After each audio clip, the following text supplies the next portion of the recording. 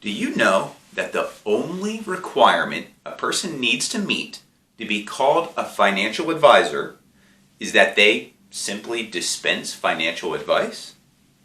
It's true.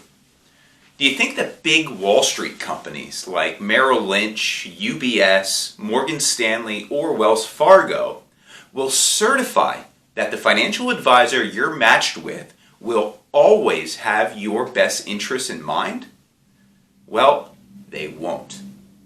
While it is true that most financial advisors at major Wall Street firms, also called wirehouses, want what is best for you, it is also important to understand that they are employees first, and their first professional obligation is to their employer and not to you. They are only required to do what is suitable for you, and they are bound by what is known as the suitability standard of care. Now, why does this matter? Because as your financial advisor, they specifically are not legally required to act in your best interests 100% of the time. Put differently, they are not bound by a fiduciary standard of client care. In this video, I look forward to reviewing 3 important facts about how engaging a financial advisor, specifically with a legal fiduciary responsibility, should tilt the odds of success much more in your favor.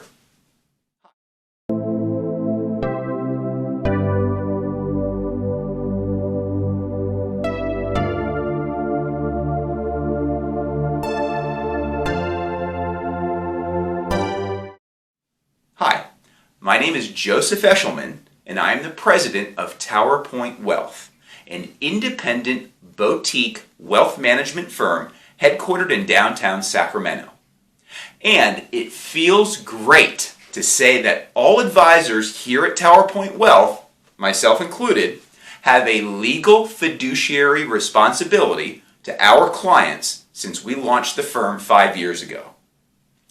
In 2017, after 18 years of dealing with the oftentimes frustrating constraints of being an employee for a major Wall Street firm, Tower Point Wealth was born as a fully independent wealth management and financial advisory firm, having a legal fiduciary responsibility to each of our clients. The fact that we are a fully independent firm holds as much significance for our clients as it does for us. What few people know about working with a fully independent wealth management firm is the much stronger professional and personal responsibility that we have to our clients, specifically a fiduciary obligation to them. Now, it is accepted as fact that the fiduciary standard is a better and a more comprehensive standard than the suitability standard, and that a financial advisor with a fiduciary responsibility is held to a much higher level of duty and care. So what does all this mean? Well, a fiduciary financial advisor is legally responsible to put their clients' personal and financial interests before their own, and always act in their clients' best interests 100% of the time. This is an extremely important point to understand, as a fiduciary relationship is generally viewed as the highest standard of client care available under law. Now, before we outline the 3 things to consider when choosing between a wirehouse broker or an independent fiduciary financial advisor, I encourage you to subscribe to Tower Point Wealth on YouTube for additional high-level financial content if you've liked what you've heard so far. So go ahead, click that red subscribe button found below. Moving on, here are 3 things to consider when choosing between a wirehouse or an independent fiduciary financial advisor. 1. The suitability standard, or simply doing what is suitable for a client, is again much different than the fiduciary standard, or being legally bound to always act in a client's best interest. Investment brokers who work for broker-dealers, such as Merrill Lynch, UBS, Morgan Stanley, and Wells Fargo, and investment advisors who work for fully independent RIA or registered investment advisory firms, just like Tower Point Wealth. They both offer financial and wealth investment planning, counsel, and advice. However, they are not governed by the same professional standard. Investment advisors, such as the ones here at Tower Point, work directly for clients and must place their clients' best interests before their own, according to the Investment Advisors Act of 1940. Again, this is known as the fiduciary standard. On the other hand, investment brokers work for and first serve their broker-dealers or employers and must only ensure that their recommendations are just suitable for their clients.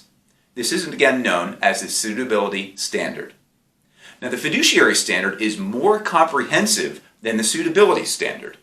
A financial advisor with fiduciary responsibility provides fee transparency, client-centered advice 100% of the time, deals with no competing interests, and is able to draw from a much larger pool of high-quality investments.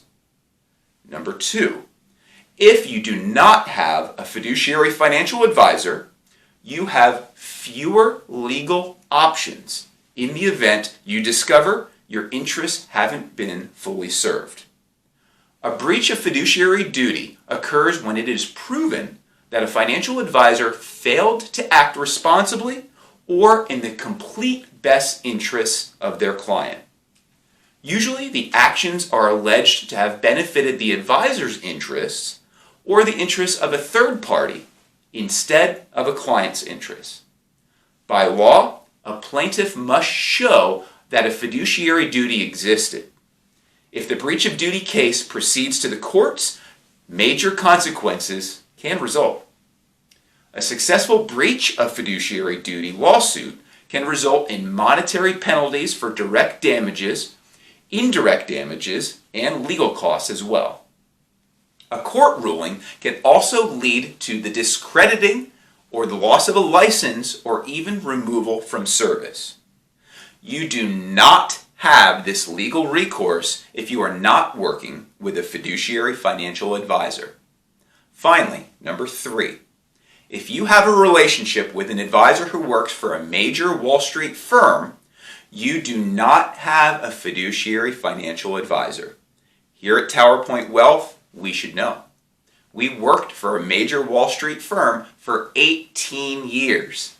And again, while we believe that the vast majority of advisors who work for one of the 4 largest wirehouses, Morgan Stanley, Merrill Lynch, UBS, and Wells Fargo, do good work.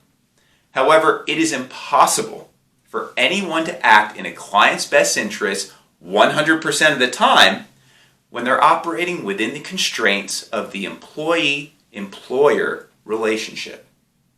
Why? Well, the advisor inherently has a primary initial obligation to their employer. Now, this is my favorite part. Don't you believe me? Feel free to confirm this for yourself. Ask your current advisor, if they work for a major Wall Street firm, if they would be willing to attest to and sign a simple code of ethics document stating that they are a legal fiduciary to you. See what they have to say. You will find a link for a code of ethics in the video transcription below. So it is important to understand that no designation, rule, or regulation will completely stop individuals who do have intent to defraud other people. Despite this sad fact, engaging a financial advisor who does have a legal fiduciary responsibility to you, like again, all of us here at Tower Point Wealth, does tilt the odds greatly in your favor. You are much more likely to wind up with a professional who takes seriously their legal fiduciary obligation to you when they are part of a fully independent wealth management firm. Have more questions? Feel free to post them below. We will promptly reply.